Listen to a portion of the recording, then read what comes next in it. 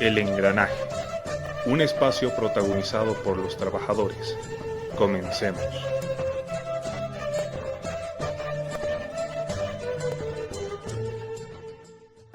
Muy buenas noches a todos los compañeros, compañeras y personas que nos siguen.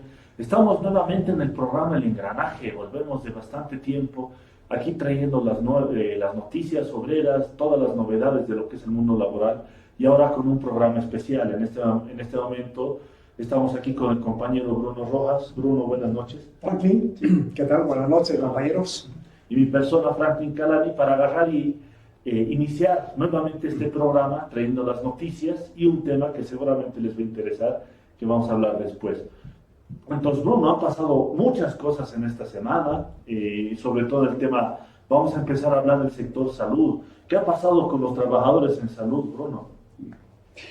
Salud fue uno de los sectores movilizados durante estas semanas.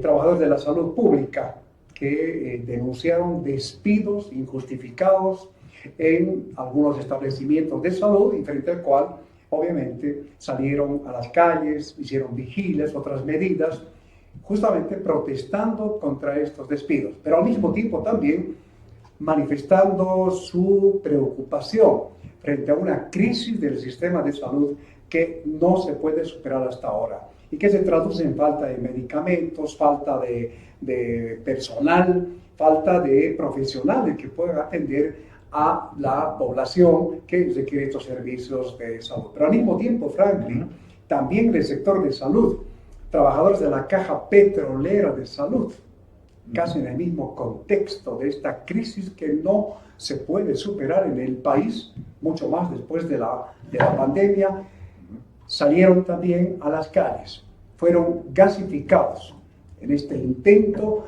de exigir justamente que se pueda pedir la renuncia de su gerente nacional, el señor David Martínez, denunciando que el gerente habría inclusive mala administración y además en que la caja petrolera cayó en una situación donde falta muchísimo para poder atender a los afiliados de esta importante caja de salud, desde medicamentos, personal y otros.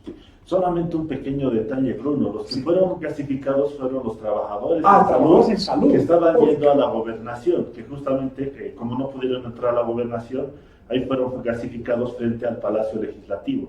Sí, pero un detalle más, este paro de la caja petrolera se dio a nivel nacional, ya que acataron todas las regionales del país y en todos los departamentos. Es un conflicto grande que se está dando. Ahora hay novedades, Bruno, hablando ya de otros sectores.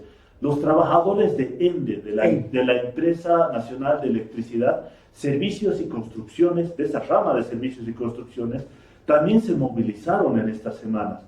Y en este caso también denunciando a un gerente, en este caso un gerente al que denuncian de que ha habido malversación de fondos, una mala administración e incluso que ha traído gente afín a él y que ha empezado a agarrar y ha empezado a manejar mal los espacios dentro de los trabajadores. Por ejemplo, denunciaban de que algunas personas avaladas por este señor venían a lo que eran las instalaciones de servicios y donde ellos incluso traían sus autos particulares, traían sus motos particulares y obligaban a los trabajadores a que se lo arreglen de manera gratuita.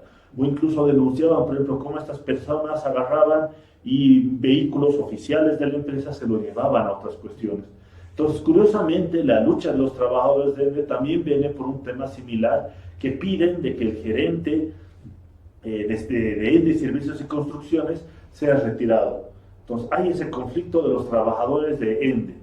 Y finalmente, en las noticias obreras, está el caso de la empresa de aseo urbano Piraí, en la ciudad de Santa Cruz de la Sierra, donde ellos denuncian de que no se les paga por 4 meses su salario y que ante esta situación de no pago de 4 meses de salario decidieron bloquear la entrada al vertedero municipal del municipio de Santa Cruz y ahí han estado bloqueando, impidiendo que entren los camiones de basura y haciendo que la basura se empiece a acumular en la ciudad de Santa Cruz de la Sierra, una medida desesperada para que les paguen los 4 meses de salario.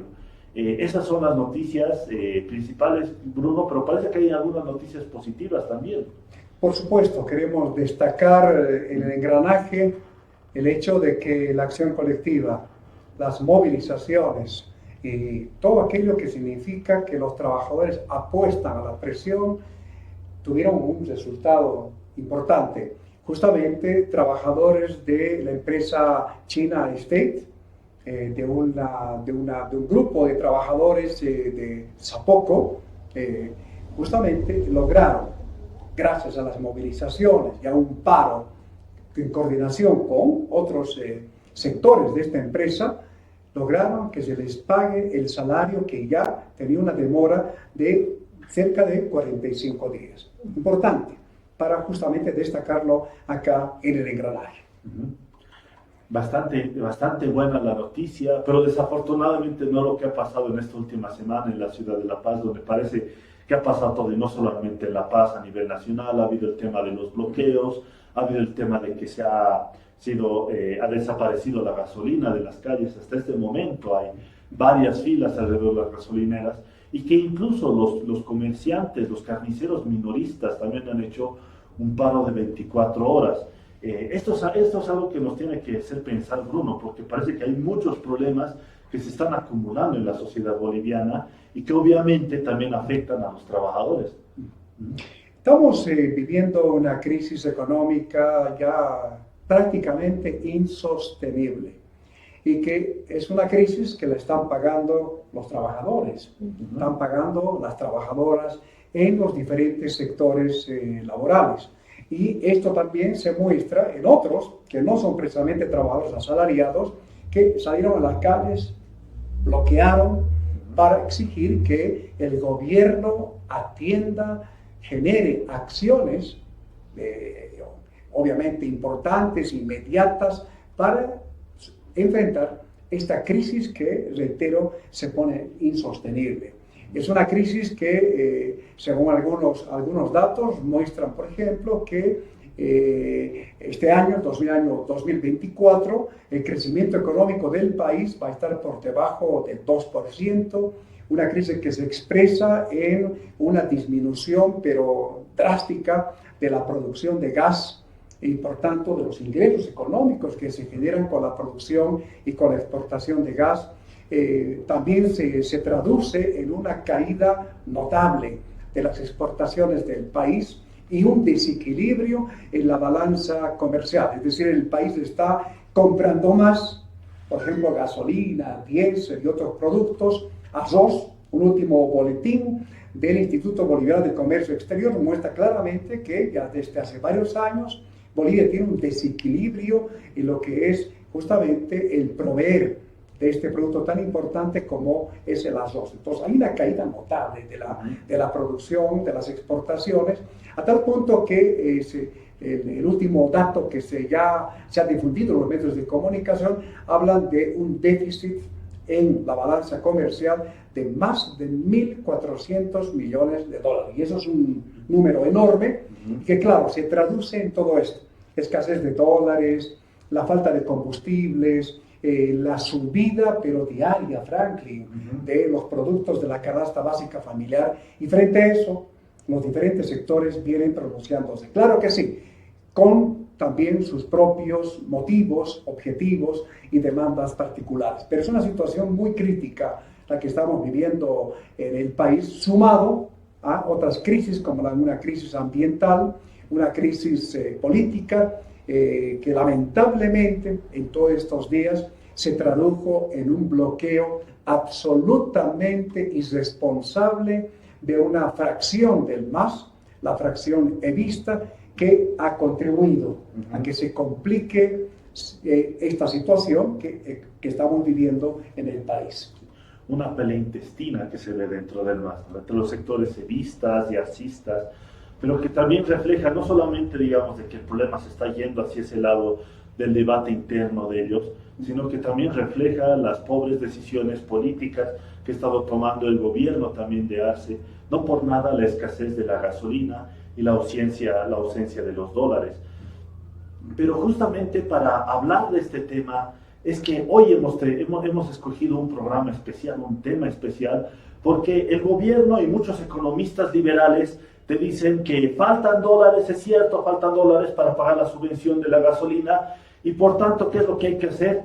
Sacar la subvención, hacer que la población boliviana, los trabajadores bolivianos se ajusten el cinturón y terminen pagando la diferencia, pero resulta que en algunos lugares del país hay dólares, y hay muchos dólares que se están yendo y están desapareciendo, y ese es el tema justamente que vamos a hablar en breve. Es un tema bien específico y que eventualmente ya después de la propaganda que se nos viene podremos hablar de este tema. ¿Cuál es el tema, Bruno, que vamos a hablar esta noche? Sí, a propósito de exportaciones, a propósito de lo que el país genera como ingresos, como divisas, vamos a hablar de un producto importante, un mineral importante como es el oro en el país, y que ha ocupado el primer puesto en las exportaciones de estos últimos años. Y a propósito de poder saber que esta producción del oro está principalmente en manos de las cooperativas auríferas. Casi el 100% de la producción, del volumen que se exporta y por tanto que se genera ingresos, está en manos de las cooperativas auríferas.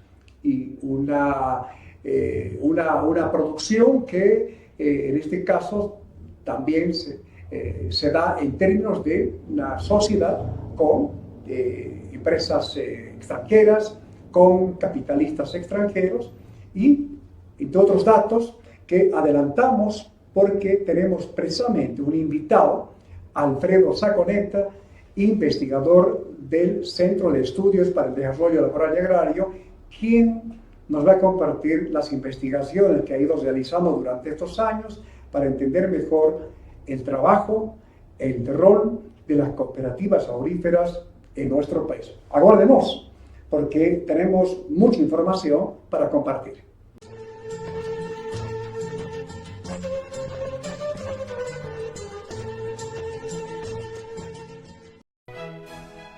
La Noche de los Libros, este 16 de noviembre, desde las 17 horas. Ven, participa. La Casona te espera con los libros abiertos.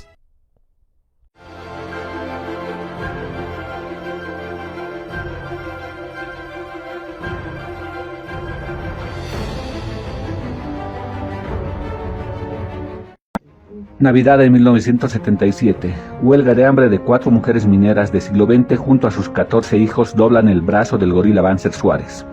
El Centro Cultural Fabril 18 de Mayo presenta a los trabajadores este importante documento sobre la histórica lucha de las mujeres mineras un 28 de diciembre de 1977 en plena dictadura militar. Este folleto, escrito por una de sus protagonistas, Aurora Villarruel, es un valioso documento que no puede dejar de ser leído por las nuevas generaciones de mineros en el propósito de formar políticamente una vanguardia revolucionaria del proletariado boliviano. La huelga termina en victoria, dando inicio a la caída de la impopular dictadura de Banzer. La huelga de hambre fue instalada en el Arzobispado de La Paz por Aurora Villarruel de Lora, Nelly de Paniagua, Angélica Flores y Luzmila de Pimentel, junto a sus 14 hijos que las acompañaron. Primer piquete que inició una verdadera convulsión social con la generalización de varios piquetes en todos los rincones del país, además de paros en sectores obreros, protestas laborales y populares que lograron arrancar las libertades democráticas que exigían y determinaron la caída del régimen. La lucha minera contra el gobierno gorila buscaba la plena vigencia de las libertades democráticas, el derecho a la organización, al trabajo, a mejoras salariales y de vida.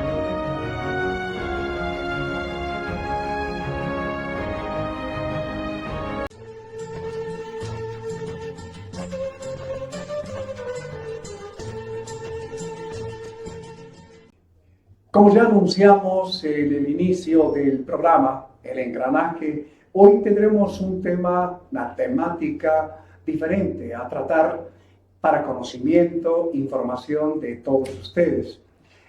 A propósito justamente de algo que en estos días, en estos meses, años se viene hablando bastante.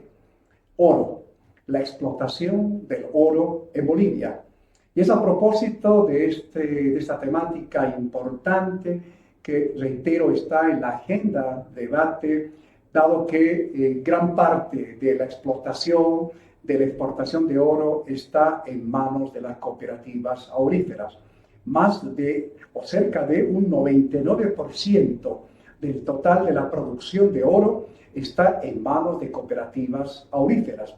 Y otros datos que seguramente van a ser de pleno conocimiento de ustedes, de interés de ustedes, para comprender mejor lo que tiene que ver con el trabajo y el rol de las cooperativas auríferas en nuestro país.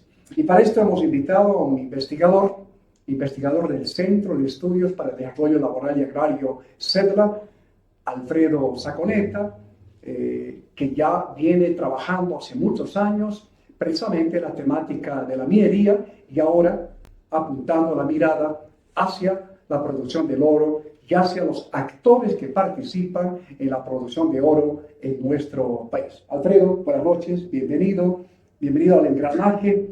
Estamos acá junto a Franklin para ya iniciar este diálogo, esta conversación, para tener más datos. Y ojo, tome apunte, porque lo que va a interesar en este programa realmente va a ser de mucho impacto. Alfredo. ¿Qué tal, Bruno? Muy buenas noches Franklin. Agradecido por el espacio de estar aquí en el engranaje, que creo se constituye en uno de los pocos programas que puede destinarse justamente a abordar estas temáticas que están ahí, pero que muy pocas veces se aborda, pero el impacto que justamente trae es muy profundo, ¿no? Y merece ser analizado. Comenzamos, Franklin. Sí. Alfredo, justamente viendo que tú conoces y has estudiado mucho sobre esta temática del oro, hay algo que llama la atención. La gente sabe que Bolivia ha sido tradicionalmente un país minero, pero a lo largo de su historia nunca se ha hablado del oro específicamente. Sin embargo, ahora la producción del oro es la más alta dentro de las ramas de la minería. La pregunta, Alfredo, es ¿desde cuándo? ¿Desde cuándo Bolivia se ha vuelto un mayor productor de oro? Bien, tienes razón, ¿no? Los ciclos históricos que ha marcado la minería siempre nos ha seguido. Bueno, los españoles llegan en busca de oro, encuentran plata, el ciclo de la plata se extiende, posteriormente viene el del estaño, el del zinc, y ahora hay una variedad de minerales, y entre ellos podemos dividir a los sectores en el sector tradicional, que todavía está en el zinc, el estaño, ¿no? La plata, el plomo, pero hay un sector muy fuerte que es el sector aurífero, ¿no? Solamente como una cifra introductoria, en este momento la producción de oro en el país, comparando toda la minería, del 100% del valor que producimos, el oro ocupa el 46.6%. Entonces es algo representativo, estás hablando de casi el 50% de una actividad además que está presente en los 9 departamentos. No hay legalidad en todo, pero presente en los 9 departamentos. Ahora, ese salto que se da al oro particularmente, podemos decir que ya es en la última década. Entre el 2013 y 2014 se produce un fenómeno en lo que es la explotación de oro, porque pasamos de casi producir 12, 13 toneladas que teníamos esto en promedio, a producir más de 30 toneladas, 34.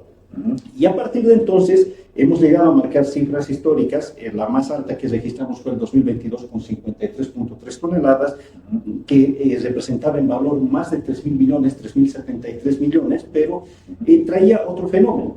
El fenómeno era que ya no eran los protagonistas el sector privado, porque el sector privado que ha estado operando en Bolivia, por lo menos hasta hace 10, 15 años atrás, hablando de la Newmont, hablando de Urbana, hablando de Puquio Norte con Comsur, hablando de Eagle Crest en Beni, grandes capitales transnacionales que estaban explotando oro han sido desplazados. Y ahora el actor es el actor cooperativista y llega a quintuplicar esta producción, porque ya estás hablando de más 50, ¿no? Y son los diversos factores que promueven eso, pero particularmente lo que marca nuestra minería es esa dependencia del precio internacional, ¿no? El oro en este momento está superando los $2.600 la onza Troy, que es uno de los principales factores que ha promovido esta expansión, ¿no? Sumada a la deficiencia de una política pública desde el gobierno que permite un mejor aprovechamiento, pero a la vez delimitar este crecimiento para que este pueda ser progresivo en el sentido de que vaya a buscar un beneficio general para la población. Pero bueno, si uno va a medir los daños, y seguro lo podemos desglosar en el programa,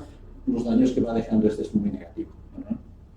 Alfredo, a propósito de esto de tener mejor o más claro, más bien, con relación a desde cuándo vivimos de boom de la producción de oro, los precios.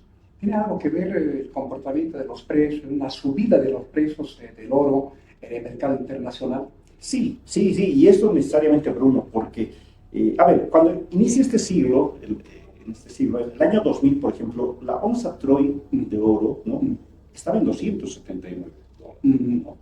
Y la cotización del día de ayer estaba en 2.651 dólares. ¿Podemos detener ese dato? 2000. 279 el 2000 y ahora el 2024, el día de ayer en 2.671 dólares. Entonces es realmente un incremento desmedido por diferentes factores. Ahora, este crecimiento desmedido sobre todo se va dando posterior a la pandemia, ¿no?, con mayor énfasis, porque muchas economías que estaban renunciando al patrón oro volvieron a refugiarse en el oro por la crisis, pero además los últimos conflictos bélicos que se sostienen en Oriente Medio, ¿no?, Ucrania, Rusia, estamos con el tema de Palestina, Israel, y eventualmente la amenaza que existe sobre China a Taiwán, está incidiendo en que el mercado se contraiga y esto obviamente genera que la gente esté buscando más oro, ¿no? Entonces, todos estos factores están motivando a que la gente busque más oro y, claro, Bolivia, dentro de lo que es la Amazonía, que es el punto que está más afectado, ¿no?, sumado a otros países como Perú, como Colombia, Brasil, están siendo objeto de ser ese territorio de sacrificio donde se está extrayendo el oro, porque el precio es la mayor motivación que encuentran, ¿no? Un precio que se registra o se cotiza en dólares, un mineral que tiene la facilidad de comercializarse, diseminado, además para su obtención no se requiere mucho trabajo a diferencia de cualquier otro mineral tradicional. Entonces es una suma de factores que está derivando en que esto en este momento esté generando una fiebre del oro, podríamos decir. Una fiebre de oro, la que estamos viviendo en el país. ¿Cómo estamos en la producción, Alfredo? Mira, nuestra ¿Hay producción más, menos producción? ha ido subiendo, pero acá hay que considerar algunos aspectos, ¿no?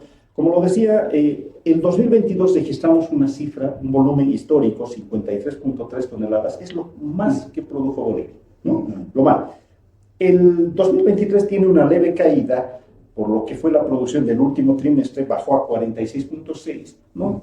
Y esto se debe a un factor primordial, el tema del dólar, ¿no? Porque la comercialización que se hace particularmente en el oro está regida por el dólar, pero acá hay que sumar otro factor, ¿no? Y cuando dice el volumen de producción, esta quintuplicación en la producción que se dio nunca tuvo una explicación técnica valedera. ¿Qué quiere decir? Las autoridades nunca dijeron es que se descubrieron estos yacimientos, se tiene este tipo de explotación y por estas características es que se ha quintuplicado. Entonces no hay, y esto hace presumir además que existiría oro de contrabando. ¿Y esto por qué? Porque, por ejemplo, en gestiones pasadas, el año 2012, Bolivia exportaba más oro del que producía. Según el registro oficial, producíamos 12 toneladas, pero exportábamos 26.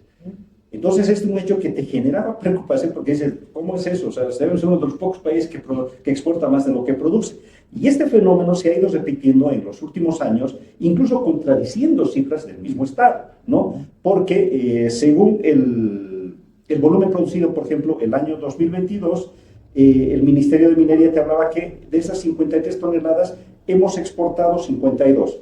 Y el INE te decía, no, hemos exportado 69 toneladas. O sea, estás hablando de una variación de 17 toneladas que nadie sabía explicar de dónde, ¿no?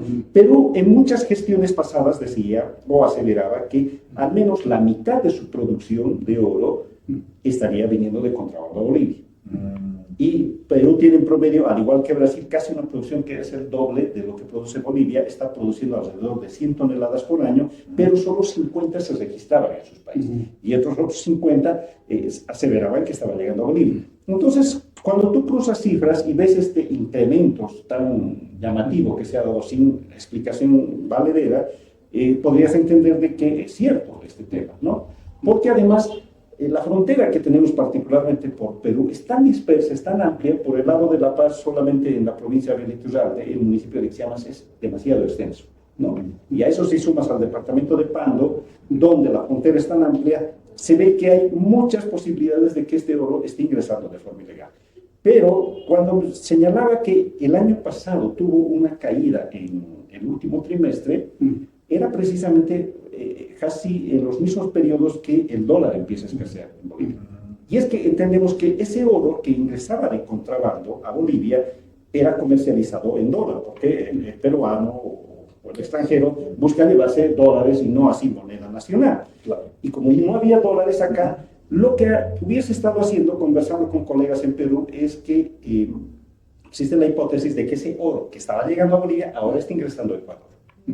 E incluso el temor es de que el oro boliviano ahora también estaría saliendo de contrabando vía Perú o vía Ecuador. Entonces, esto hace presumir, por ejemplo, ya por las cifras que han ido arrojando preliminarmente en el Ministerio de Minería, que la producción de este año, de este 2024, caería más, ¿no? Pero seguro más adelante vamos a poder ver, porque pese a esta cifra que te digo, Bruno, Franklin, de lo que se presenta el volumen, 46 toneladas de nuestra producción del año pasado y que deja más de 2.480 millones, no es algo que nos debe alegrar porque lo que deja para el país es muy poco. Alfredo, esto que cuentas sobre el tema del oro parece bastante caótico, no se puede controlar, y aquí viene la pregunta, ¿quiénes son los que producen el oro? Porque tenemos, originalmente hablábamos de las antiguas empresas tradicionales, por ejemplo estaba La Joya que producía oro, estaban otras empresas grandes, y ahora estás mencionando los cooperativistas, pero ahorita, ¿quiénes son los actores principales que producen el oro? Cooperativistas, supongo. Mira, volvemos a lo que era, les decía, este boom del oro que se da entre el 2013, ¿no? y 2014, cuando crece este volumen, y paradójicamente, cuando crece este volumen, a partir del año 2013, 2014, ¿no? se produce un fenómeno porque el actor privado es casi completamente desplazado. Lo que tú decías, por ejemplo, en las operaciones de Inti Raymi en La Joya, Corichaca, Coricollo, ¿no? se cierran porque ya era una mina en agotamiento. Don Mario entra en una decadencia en su producción y las otras mineras de igual forma, ¿no? Y el que cobra protagonismo es el cooperativista. Y ya el año 2013, el cooperativismo llega a copar el 99% de la producción nacional. Es completamente cooperativo la producción. Claro, y esa tendencia se ratifica con leves caídas en la gestión 2019-2020, ¿no? Pero la tendencia se vuelve a ratificar. En 2023 las cooperativas llegan a copar el 99,8% de toda la producción. Pero acá hay un dato muy interesante. Cuando nosotros, por ejemplo, en el CEDLA, en el estudio sobre flujos financieros, actores y áreas mineras en expansión que acabamos de publicar, ¿no? hacemos una medición de los 23 municipios que hacen parte de la Amazonía Norte y vemos quiénes son los que más áreas solicitan para trabajar. Ya. Y en primer lugar lo ocupan el sector privado. Estamos hablando de empresas y empresas unipersonales. Ya. Seguido el Estado por todo lo que tiene en el Madre de Dios, ¿no? en la extensión del río Madre de Dios, que ahora se ha levantado la reserva fiscal, se ha concesionado esta área, pero está a nombre del Estado ahora, ¿no? Y el tercero que solicita es el sector cooperativo. Pero dices, entonces, ¿por qué? Si el que más solicita es el privado, en la producción nacional el 99,8% es cooperativista. Y es claro que lo que está sucediendo es que ante la debilidad institucional, ante la poca capacidad que tiene el Estado para poder controlar esto, muchos operadores privados estarían registrando su producción como cooperativa. Y esto se debe a que la actual normativa, la ley 3787 y otras, han ratificado que las cooperativas no pagan impuestos. No pagan impuestos a las utilidades, no pagan el impuesto al valor agregado, no pagan las alícuotas adicionales, impuestos que un empresario minero debe pagar, ¿no? Pero ellos no. Entonces, claro, con esa motivación lo que hace un privado es producir, sacar oro, pero reportarla como si fuera una cooperativa. Y es ahí donde las cooperativas ingresan, ¿no? Porque también las cooperativas serían precisamente a quienes llega, o las comercializadoras registran como producción de las cooperativas ese oro que contraban. Entonces, en todo esto ya habrás visto que hay una sarta de ilegalidades y irregularidades que hacen ver de que el oro no es precisamente algo que esté beneficiando a todos los bolivianos. Cooperativas, seguramente una pregunta obligada que ya se están planteando ustedes y Alfredo lo planteamos acá. ¿Qué son las cooperativas auríferas? ¿Son empresas? ¿Son cooperativas tal como la legislación lo establece en el país? ¿Tienen relación quizá con otras empresas para poder aliarse y trabajar juntos? Bien, ese es un tema muy delicado y oportuno, Bruno, porque Bueno, entendemos que las cooperativas son unas sociedades que justamente se dan o crecen las cooperativas mineras en Bolivia precisamente en estos periodos de crisis, ¿no? Cuando la minería estatal o incluso privada entró en momentos de crisis e históricamente, bueno, despidieron gente y esta gente que solo sabía realizar actividades mineras se refugia o conforma cooperativas, ¿no? El gran fenómeno que se vivió precisamente por el ajuste estructural de 1986 y la nueva política económica deriva en el despido masivo de mineros y se les entrega los yacimientos marginales, conforman cooperativas, ¿no? Algo similar ocurre igual con una caída de precios en lo que es los inicios del 2000, ¿no? Y a partir de eso muchos van hacia la Amazonía y conforman cooperativas y es ahí donde surgen las cooperativas, ¿no? Pero acá hay un fenómeno que se da, que hace que las cooperativas hayan crecido tanto en el país, ¿no? Uno de ellos parte de la misma constitución política del Estado, porque la constitución política aprobada por el MAS reconoce dentro de su modelo de economía mixta al actor estatal, privado, cooperativo y comunal. Pero cuando uno revisa la Constitución y baja al capítulo minero, solo se reconoce a 3 operadores: el estatal, el privado y el cooperativo. El actor comunitario queda marginado. Entonces, ¿qué sucede? En este momento, dentro de la explotación del oro, hay comunidades que han decidido optar por la producción del oro como legítima facultad, digamos, de su autodeterminación. Han conformado cooperativas. Pero, ¿por qué? Porque no podían ser ni actores privados ni actores estatales. La única vía que les queda es cooperativa. No siempre son ex trabajadores mineros. No siempre, ahora ya ha Ahora cambiado. comunidad. Hay un proceso de transformación dentro de esto. Entonces, los indígenas también, hay cooperativas plenamente de indígenas que en este momento son abiertas. Pero acá hay un error que recurrentemente se cae, ¿no? Cuando hay una generalización de las cooperativas. Porque en estos estudios, la SOR, por ejemplo, nos ha permitido identificar que las cooperativas no son iguales. Nosotros podemos definirlas según el estudio este que hicimos de flujos financieros, ¿no? Y actores, que hay cooperativas pequeñas, medianas y grandes. ¿Cuáles son las características muy rápidas de las pequeñas, ¿no? Quienes trabajan son los mismos socios. ¿Con qué capital funciona? Con el aporte de los mismos socios cooperativistas. Trabajan apenas con algunas bombas, con algún equipo muy pequeño, ¿no? Su consumo de combustible está muy inferior a los 20.000 litros. Es en una pequeña. Sí. Y su producción, que ellos estiman, en el mejor de los casos ha llegado a 280 gramos, ¿no? ¿Eso en qué periodo? Bien. ¿En un año? Casi pueden lograrlo en un mes. Ah, 280, ¿no? Y lo comercializan a una joyería, todo para evitar, digamos, procesos de trámites, traslado, pagar seguridad y otras cosas. Hay cooperativas medianas donde ya trabajan con equipos de más capacidad, en algunos casos se asocian o se buscan un socio capitalista que invierte en la cooperativa, ¿no? El consumo puede llegar hasta 20.000 litros y su producción oscila entre 2 a 5 kilos mes y lo comercializan en las comercializadoras. Y viene la tercera, las grandes cooperativas. Estas ya trabajan con equipo de alta gama. Ahí hablamos de dragas, ahí hablamos de planchones, ahí estamos hablando de retroexcavadoras, palas enormes, ¿no? Ahí ya no trabaja el socio cooperativista, sino tiene empleados, trabajadores asalariados, técnicos especialistas, en algunos casos técnicos que superan los 14.000 bolivianos de sueldo por 3 semanas que trabajan en el lugar. Su consumo excede los 40.000 litros de combustible, ¿no? Incluso algunos tienen el registro de GRACO, de grandes consumidores, por lo cual las cisternas les llevan directamente, y su comercialización, hay algunas que han llegado a producir hasta 40 kilos al mes.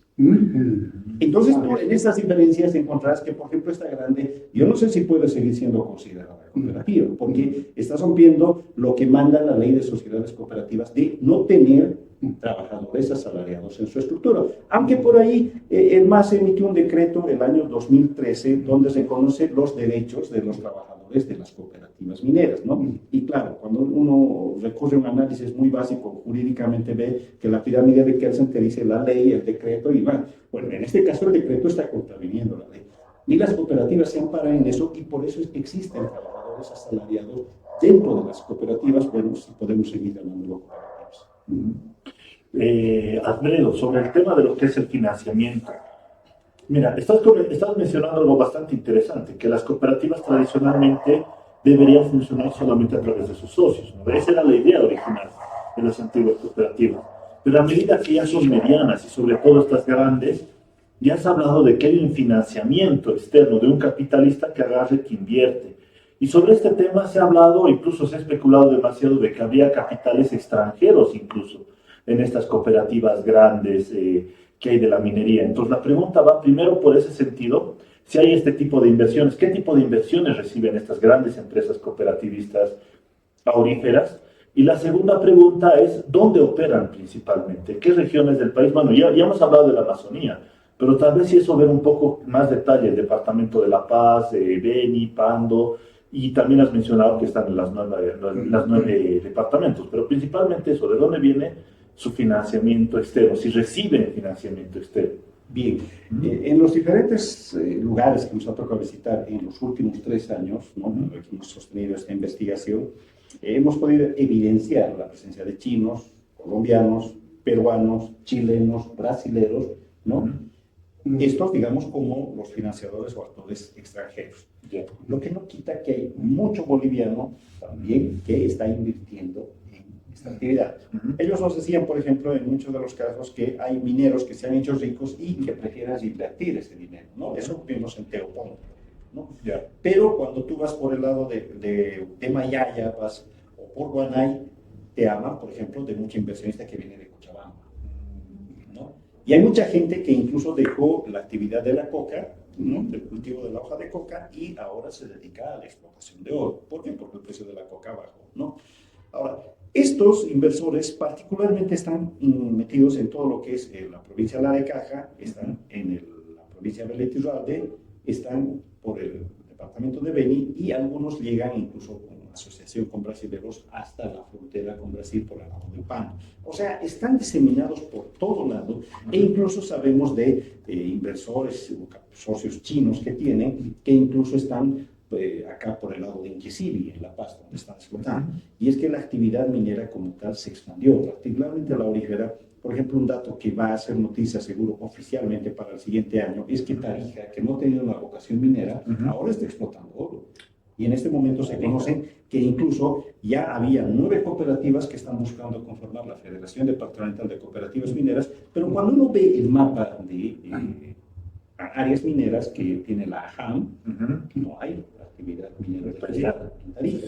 Entonces entiendes que estas son actividades ilegales. Por eso es que cuando definimos ilegalidad es un tema muy amplio, porque la actual ley toma en cuenta y dice: actividad minera es aquella que no cuenta con permisos y realiza explotación. Muy básico para lo que está sucediendo en este momento. Porque cuando tú hablas primero de cooperativas que tienen asalariados, cooperativas que generan utilidades, ¿no? Cooperativas que se asocian o cooperativas que arriendan sus áreas, allá ahí estás viendo 4 tipos de ilegalidades, ¿no? Pero nunca, esto pese a que es un vox populi, no escuchas de sanciones del Estado, pese a que la misma normativa ya reconoce el hecho de que si alguien contraviene una cooperativa que se asocia con un capital privado, debería perder esa condición y pasar a una sociedad mixta entre el Estado, el privado y la cooperativa, ¿no? Pero esto nunca se ha aplicado, no conozco ningún caso que se haya aplicado desde la vigencia de la ley del 2014, no ha sucedido como tal.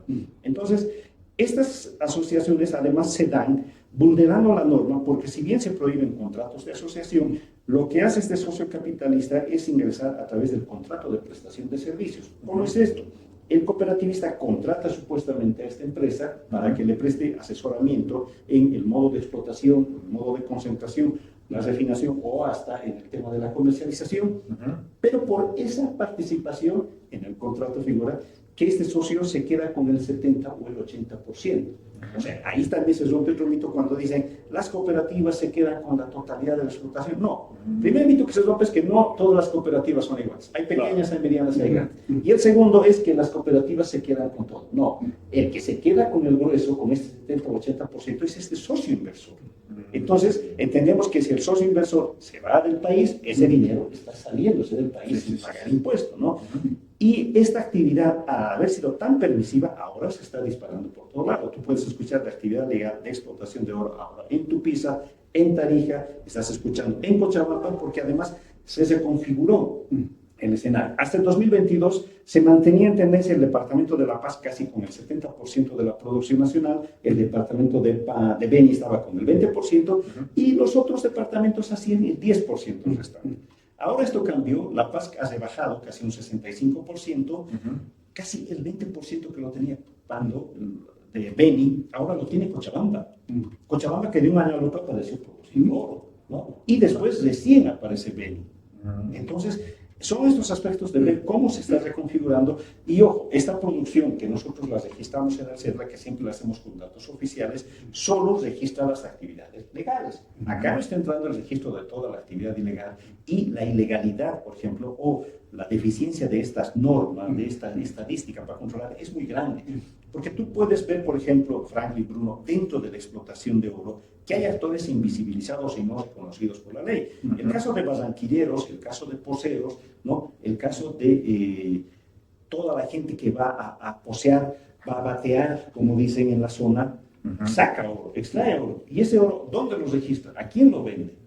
Entonces, es un hecho que queda debilitado. Por eso creemos que esta normativa, la actual ley minera, que ha cumplido 10 años en vigencia, definitivamente no sirvió. Si uno hace el análisis de esta ley, podemos creer que ni el 60% de lo que está escrito se ha cumplido, ¿no? Y precisamente este boom que se da, cuando les digo, el periodo del 2013-14, se da fomentado se ratifica este fomento por la actual ley, porque la ley sale en 2014 y a partir de esa tendencia el cooperativista cobra un dominio casi del monopólico de la explotación de oro, ¿no? Y se expande además con muchas atribuciones. Entonces, la ley tiene que ver mucho, porque solamente un ejemplo de esta ley de cómo beneficia al sector cooperativo es que en el tema de las regalías mineras, la ley de Sánchez de Lozada te decía que el oro pagaba el 7 y el 5% como alícuotas de regalía, ¿no? El 7 con oro de buena calidad y el 5 para el oro marginal. ¿Qué hace Evo Morales con su ley? Deja el 7% para el oro de buena calidad, 5% para el oro de mediana calidad y para el oro marginal lo reduce a 2.5% y este oro marginal es el que alegan que explotan las cooperativas y la agravante viene porque además dice en este capítulo que si tú realizas comercialización interna solo pagas el 60% de estas regalías, o sea, de ese 2.5 como lo comercializan internamente solo pagan 1.5%. Entonces el resto es ganancia. Casi nada. Entonces todos estos factores verán que han motivado a que la explotación de oro se dispare y sea una invitación más bien para que otras regiones dejen sus vocaciones productivas y se metan al oro como está sucediendo en Tarija. Alfredo, hay una pregunta así medio atrevida, pero importante al mismo tiempo. ¿Las cooperativas operan legalmente o ilegalmente? ¿Hay políticas públicas que protegen a las cooperativas, las controlan, las regulan debidamente? Sí, hay actividades legales. Mira, según el registro oficial, cuando el MAS ingresa al gobierno, teníamos en promedio 800 cooperativas mineras, legalmente establecidas, ¿no?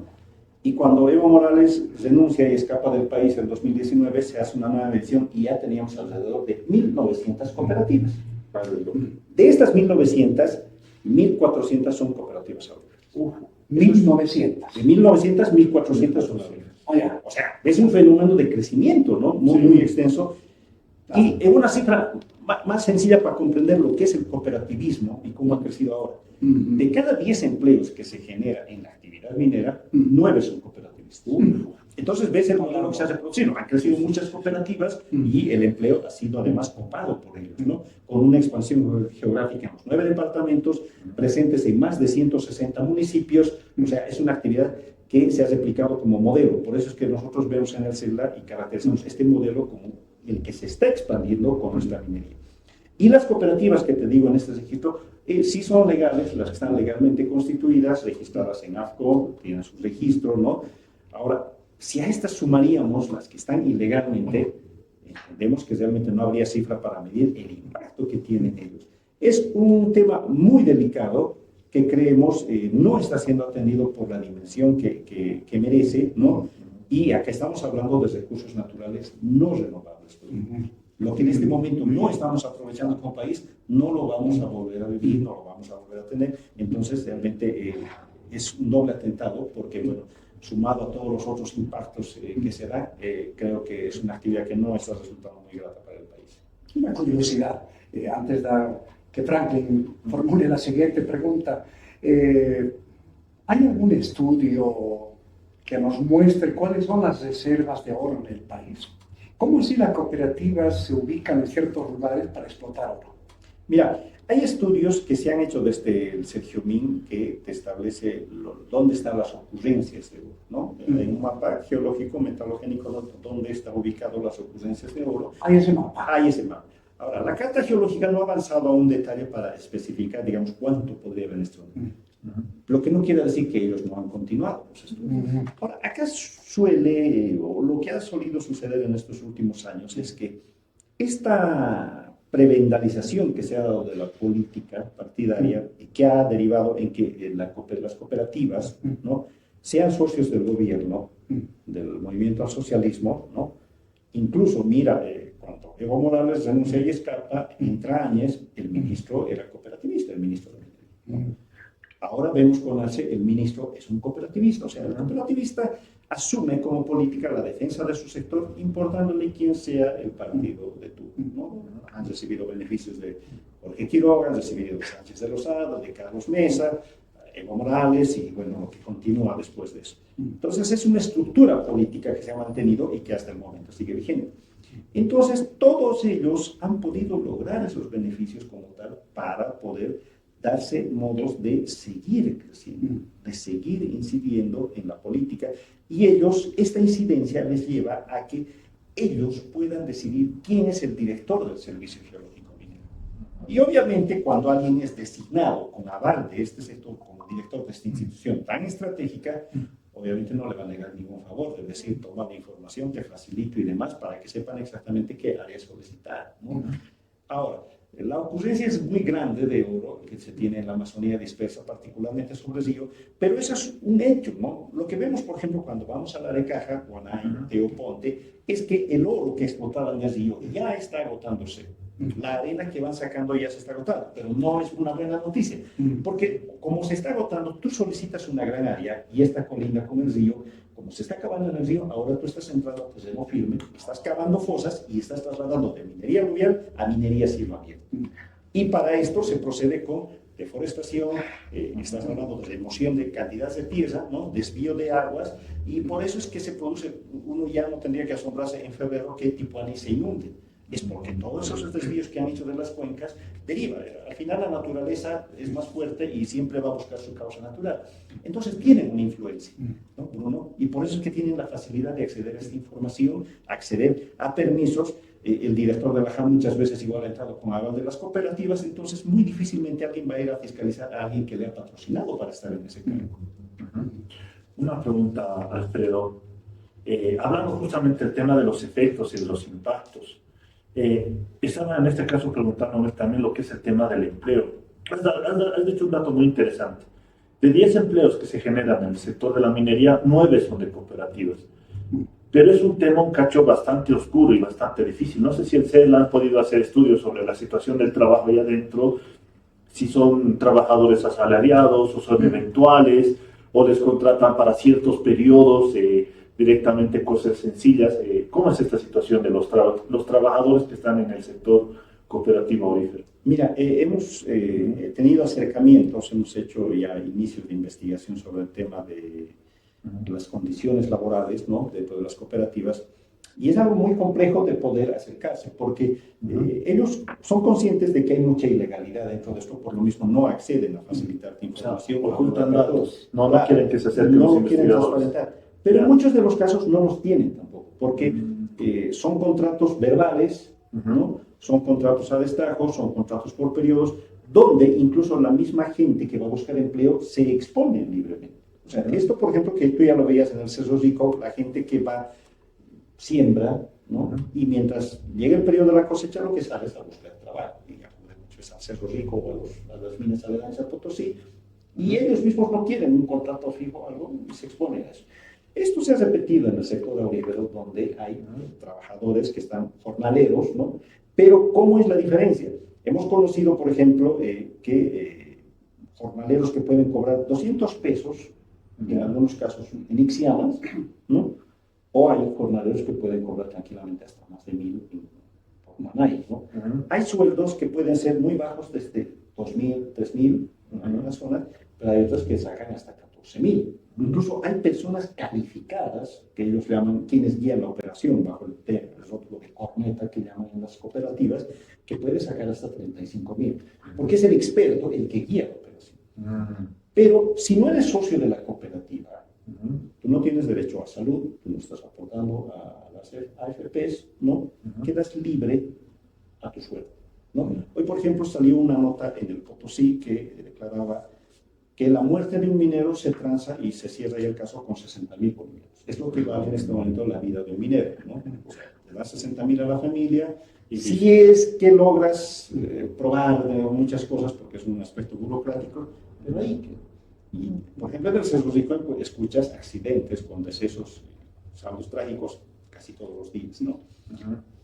Nosotros hemos escuchado de varios testimonios de las condiciones laborales que son muy deplorables. Hay cooperativas o operaciones que están 24 horas explotando, no tienen implementos de seguridad, no tienen salud, no están registrados ni en las mismas planillas porque no son socios. Entonces, cuando tú dejas de trabajar, sales sin ningún beneficio y en muchos casos con afectaciones en tu salud. Entonces, son hechos que se van reproduciendo, pero en este momento es muy difícil querer aspirar a que el gobierno haga algo más, porque en este momento el sistema cooperativo le está solucionando alrededor de 140.000 fuentes de empleo.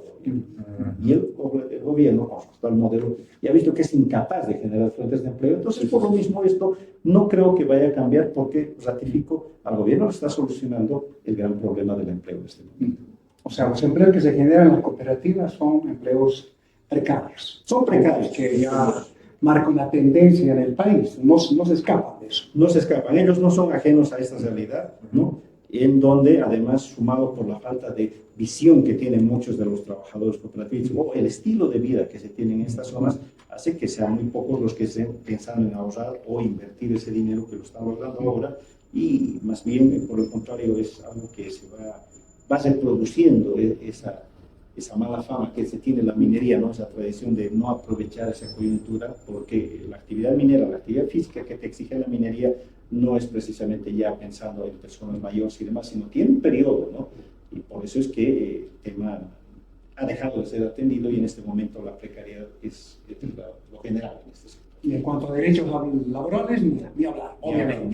Ni hablar. Ahí el Estado está ausente, la legislación laboral está ausente, y claro, los trabajadores que son asalariados de las cooperativas medianas y grandes, en este caso, no saben nada de eso. Desconocen de sus derechos, desconocen de sus reivindicaciones. Esto hace que ellos desconozcan.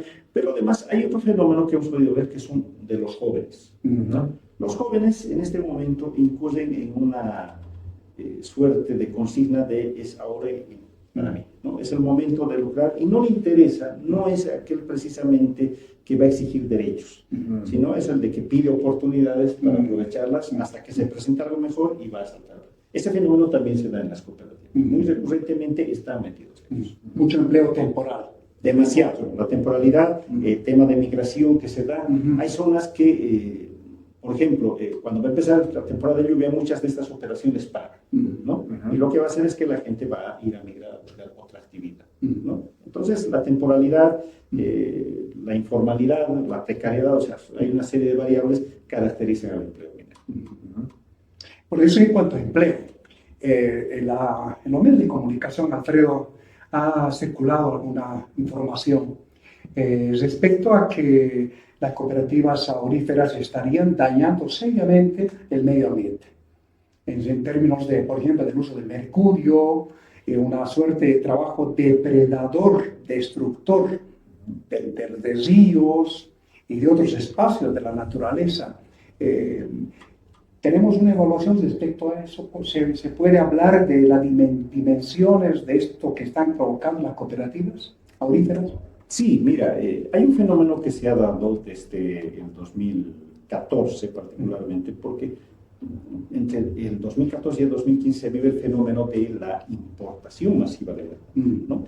Importábamos en promedio el 2014 12.000 kilos de mercurio, ¿no?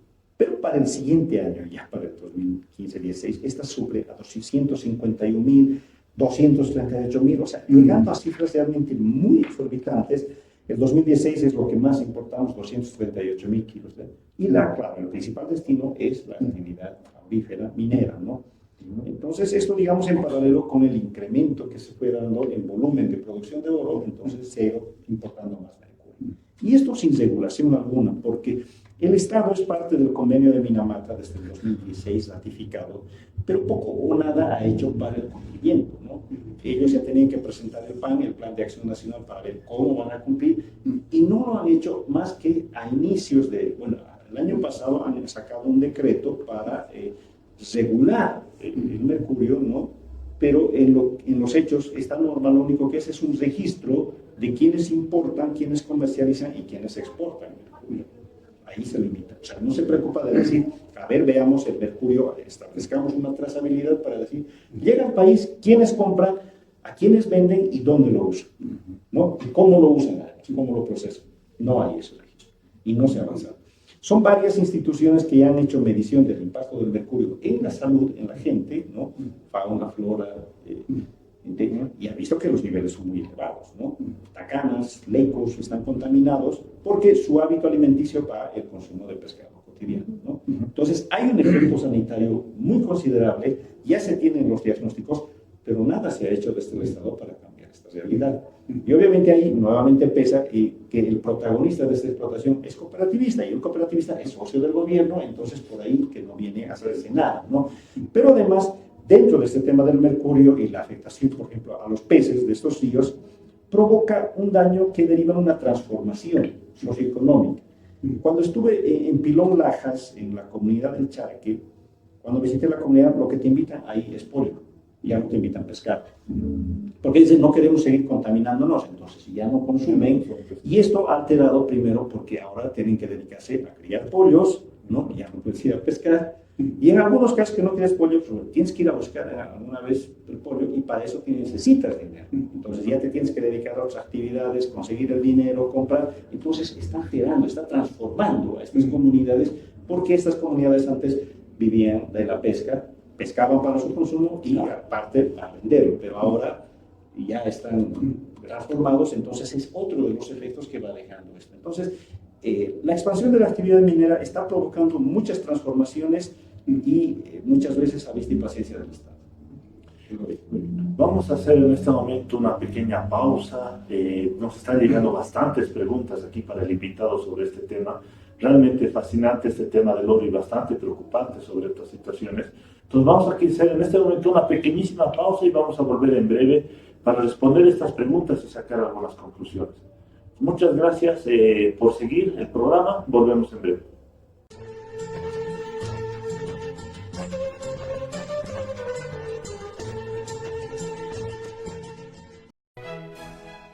La Noche de los Libros, este 16 de noviembre, desde las 17 horas.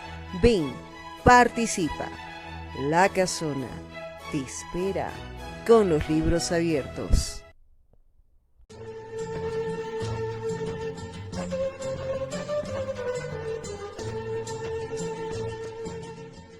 Ya. Volvemos aquí al programa El Engranaje, aprovechando aquí la presencia de Alfredo Saconeta, que nos está explicando todo lo que es este mundo de la cooperativa, de las cooperativas del oro y la producción de oro en Bolivia.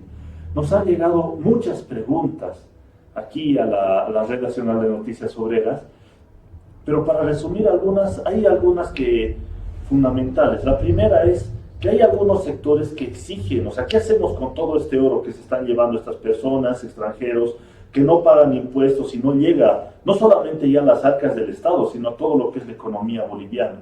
Y hay algunos sectores, por ejemplo, que plantean la nacionalización del oro, o qué otras salidas podríamos tener para este tema del oro. ¿Qué podemos hacer con todo este oro que se lo están llevando a manos llenas a muchos lugares? Bien, lo que falta es, primero, que necesariamente pensar en una ley del oro. Les decía que el 46.6% de la producción nacional es oro, ¿no? Entonces, no podemos permitir que solamente dos artículos muy frágilmente determinen la línea del oro, ¿no? Al ser un mineral estratégico, pero además, en esta ley del oro, considerar el rol del Estado. Porque si el Estado no ingresa a explotar como tal, diversificando y disputando ese dominio que tienen las cooperativas, poco o nada vamos a poder, ¿no?, entrar. Y en esta línea de explotación de oro también debería pensarse en la refinación de oro. Instalar una refinería de oro acá en el país que te permita atesorar el oro, ¿no? Y además pensar en centralizar la comercialización de oro para que el Estado tenga un dominio, porque además esos fueron planteamientos que nos hizo el gobierno del MAS en 2006, pensando en una minería, ¿no?, pensando en que las comercializadoras son las grandes beneficiarias. Entonces, si no se define una participación efectiva del Estado, este escenario va a proseguir. ¿Para qué necesitamos esto? ¿No? A través de una ley del oro, ¿no?, que considere estos aspectos, pero que dé al Estado un rol participativo estratégico en la explotación de oro. En este caso, la participación sería la compra del oro, digamos, la compra del oro por parte del Estado, la creación de una refinería y tal vez en este caso el fortalecimiento de la Comibol para la producción del oro. Más o menos eso sería el resumen de lo que... Exacto. Explotación Con la Comibol, sí. Comercialización, el Estado y una refinadora también dominada por el Estado. Entonces tiene gran parte de la cadena, ¿no?, para el tema del oro. También la pregunta que nos llega tiene que ver con el futuro. Una de esas preguntas, por ejemplo, plantea si los gobiernos que vengan, para no hablar del actual, pueden poner coto a esta expansión casi sin control de la explotación del oro y por tanto la presencia de las cooperativas auríferas. Nuevamente, si disputamos, si rompemos ese dominio que tienen las cooperativas, sí, es posible, ¿no? Hay actores de conciencia, el privado, el estatal, ¿no?, pero en este momento desplazados por el cooperativismo.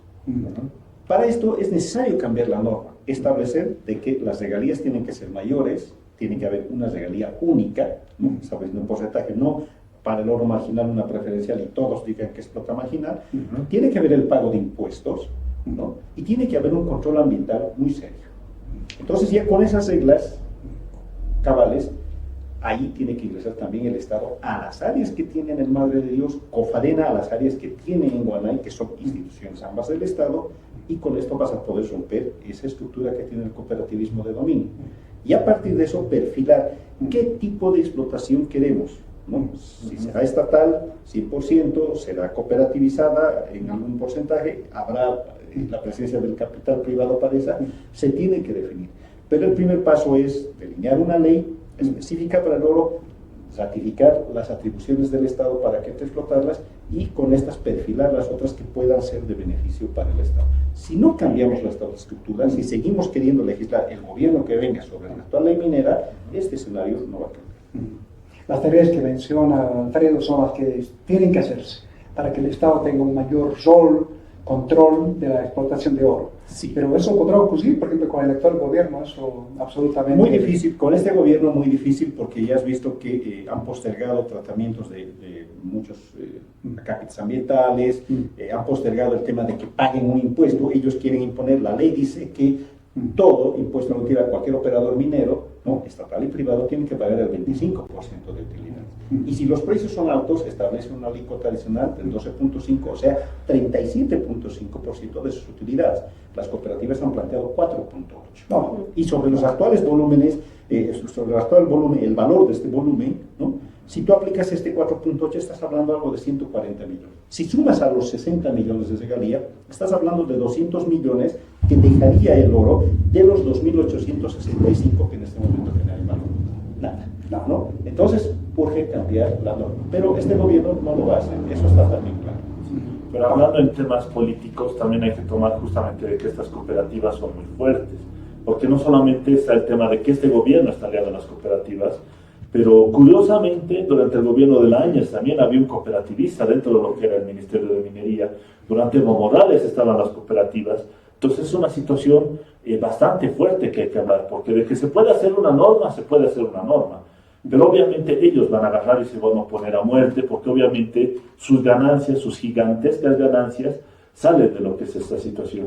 Es una cosa que hay que tomar en cuenta y hay que reflexionar para el futuro, ver cómo vamos a solucionar este tema, porque las cooperativas mineras, bajo el nombre de cooperativas, ya lo explicaba el compañero Saconeta, que ya en el fondo son empresas que tienen asalariados, tienen inversión extranjera, nacional, es una cuestión bastante grande.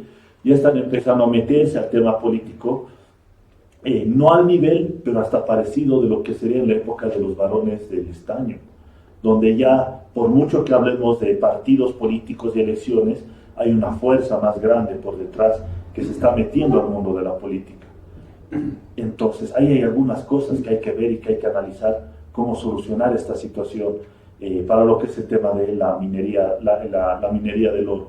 Y como está diciendo, ahorita la producción minera está masivamente en manos de ellos y posiblemente, si estuviera en manos del Estado, hasta podríamos resolver este problema de dólares que tenemos en la actualidad.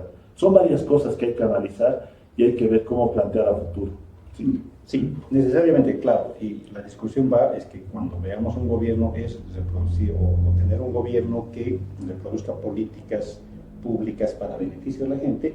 En este caso, lo que hemos visto con el MAS en estos 18 años es tener un gobierno que quiere el poder para reproducirse más poder, ¿no? Y eso es lo que ha hecho, por eso ese corporativismo, ¿no? No es una tarea fácil, pero sí hay formas. Cabalmente, lo que en este momento, por ejemplo, se está dando al interior del sistema cooperativo es que ya el FENCOMIN está muy distanciado de las cooperativas auríferas. Por eso es que las cooperativas auríferas han planteado la creación de FECMABOL, que hasta el momento no tiene una personalidad jurídica, porque ellos son conscientes de que para los auríferos ya no les sirve FENCOMIN, y para FENCOMIN no es algo que representen las cooperativas auríferas. La realidad de las cooperativas auríferas, estás hablando de mucho dinero que están ganando, ¿no? En una condición muy diferente a la que tú visitas cooperativas del sector nacional y es completamente diferente. Entonces estamos viendo por los opuestos y es algo que hay que trabajar en esta nueva normativa, que es una caracterización del actor minero. Realmente, si es cooperativista o es empresa, ¿no?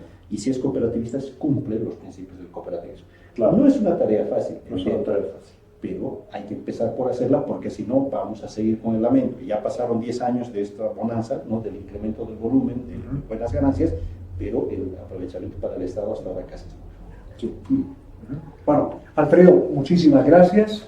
Llegamos a la parte final de nuestra entrevista, de esta conversación, donde las cooperativas auríferas han estado en la mira, al igual que en la Amazonía, esta expansión casi sin medida en diferentes regiones del país, buscando eso, oro, en este sentido.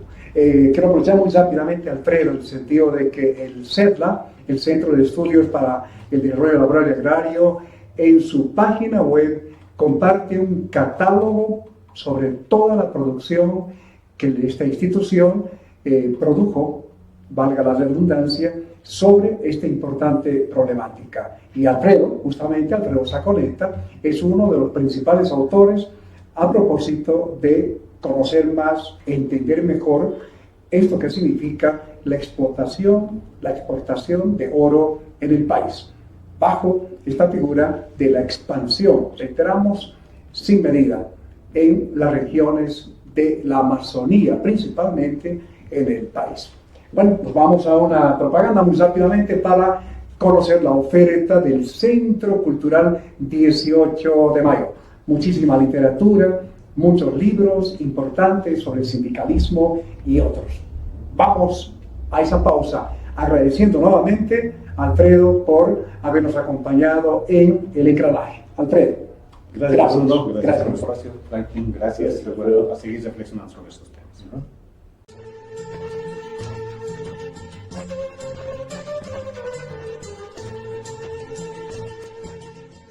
Y antes del cierre del programa El Engranaje, queremos darles una gratísima noticia, Franklin, que la compartimos con todos los compañeros y compañeras que nos han acompañado en el programa.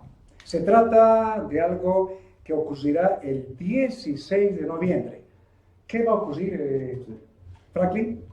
El 16 de noviembre justo va a ser la Noche de los Libros, aquí en la ciudad de La Paz, que es una actividad grande que se está haciendo. Las bibliotecas y las librerías de la ciudad se van a abrir, y en este caso el Centro Cultural 18 de Mayo va a participar junto con la Federación de Maestros Urbanos en la casona de los maestros, que está en la calle General San Ginés, esquina Indamuro, en la cual toda la casona se va a transformar para realizar una actividad relacionada a los libros. Va a haber charlas, va a haber poesía, va a haber muchas actividades donde van a venir los maestros autores, van a haber muchas cosas que podamos hablar. Y en este caso la casona, esta casona antigua, va a estar abierta para que pueda venir la gente, donde incluso va a haber novedades, va a haber incluso libros de regalo. Así que compañeros, compañeras, visiten lo que es este 16 de noviembre, sábado 16 de noviembre, a partir de las 5 de la tarde, la casona de los maestros urbanos. Así que la casona va a estar abierta esa noche, Bruno. Así es, la casona te espera con los libros abiertos. Una actividad de la Federación Departamental del Magisterio Urbano de La Paz, en coordinación con el Centro Cultural 18 de mayo. 16 de noviembre, hagas el almanaque en este momento y marque esa fecha importante para que participe, venga por acá. Bien, nos vamos, Franklin, desde el siguiente programa para tratar otra temática importante. Sí, muchas gracias y hasta otro programa.